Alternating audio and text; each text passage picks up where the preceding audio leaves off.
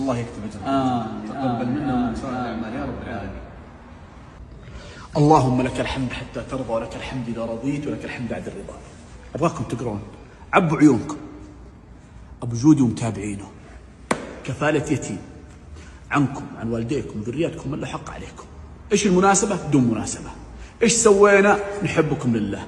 إيش عندنا في هذا الشهر المبارك؟ أسأل الله أن يجعلنا وإياكم اعتقاء من النار. وأقل شيء أسوي لكم، إن شاهدت المقطع أنت معنا، أنت نشرت المقطع أنت معنا في كفالة هذا اليتيم، وهذا أقل شيء أقدمه لكم. أسأل الله جل في علاه أن يجعلها لكم حجابا عنا وعن والديكم. الله. وأخيرا كفلنا اليتيم رقم 2. متابعين أبو جودي، والله زي ما أفرح لا أفرحكم، لأنكم أنتم سبب بعد الله في الوصول للمكان هذا. أبو جودي إيش سويت لنا؟ اليتيم رقم 2 لكل من ساهم أو نشر هذا المقطع، ترى أنت معنا في هذا الصك الخيري في أبطال أملج. كفلنا لكم يتيم. هذا اليتيم عني وعنكم وعن كل من ساهم في هذا المقطع. ما أبي منكم شيء، كل اللي عليك تنشر هذا المقطع، وكل من شاهده ترى أنت معنا.